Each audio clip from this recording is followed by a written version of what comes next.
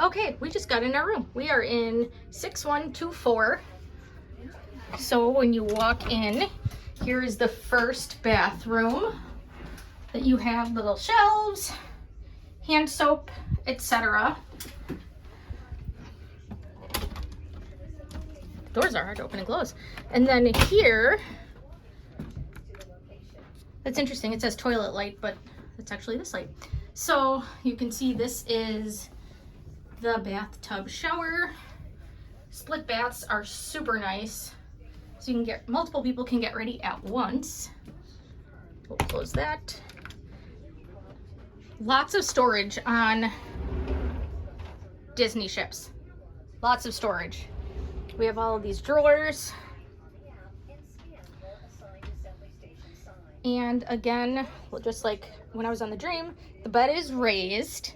We already did our mandatory safety drill. Oh, this is fun. The mandatory safety drill, you just have to go take a picture of the sign at your assigned mustering station. We are T as in Tom.